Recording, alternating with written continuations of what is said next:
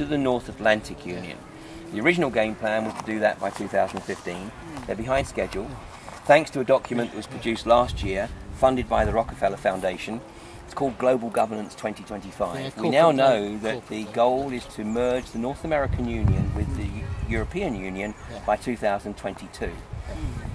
The reason they want to do that is because by merging the North American Union and the European Union, they will have an economic union of somewhere in the region by that time of 1 billion people capable of facing off China. Economically and militarily. That'll be your daughter. I mean, basically what you've got is Pakistan getting into bed with China. In fact, what is not in the mainstream media right now is that China rather, has stated categorically to the US government that if there is any direct military intervention in Pakistan, then China will start to take some retaliatory action. This is what they wanted. Yeah. Iran. Well, of course, I mean, the thing is that you've got to take a look at Iran.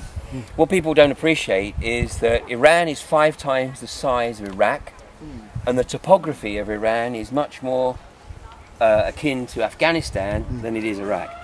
So militarily, NATO can't subjugate either Iraq or Afghanistan, and now of course it looks like it's bitten off more than it can chew with Libya. It hasn't got a cat's chance in hell of doing anything than sort of getting itself into yet another military mire in Iran. Coupled with which, more and more people in the military, particularly senior military leaders, are starting to realise that this is outrageous folly, and the military are simply being used, as Kissinger said. Military men are dumb, stupid animals, and they are pawns in the geopolitical game. And that doesn't rest too easily with some of the senior military commanders. What about this timeline 1 and timeline 2 thing that Dan Barish talked about? I don't know. Well, there are 2 timelines now. Timeline 1 was the Bush timeline. Obviously in timeline 2, it started to change from timeline 1 to timeline 2. It was inexplicable, they couldn't figure out why. And they realised that the 20% of the population all over the globe were a little bit higher than the rest, and they could not influence those people. And so that's growing, and their influence is in that way is decreasing. One of the things, absolutely. Switched from timeline 1 to timeline 2, the more peaceful transition.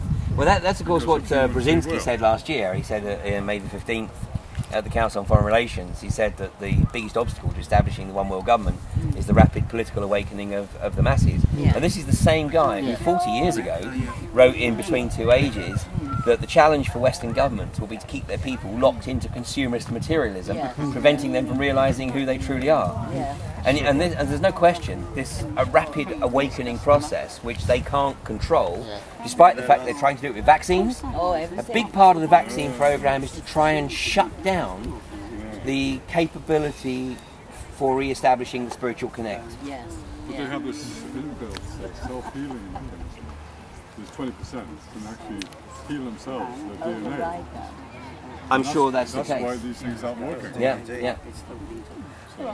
No, it's interesting times. I mean, these guys, and that's why they're becoming more aggressive and more outrageous in their agenda. But that's actually serving us, because as they become more outrageous, people are starting to go, hang on a goddamn second.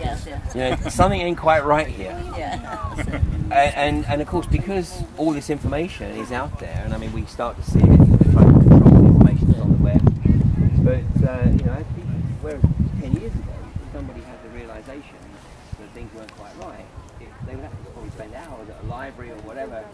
Now you can just sit down in front of a computer. It's like David Ray Griffith. Dr. David Ray Griffith.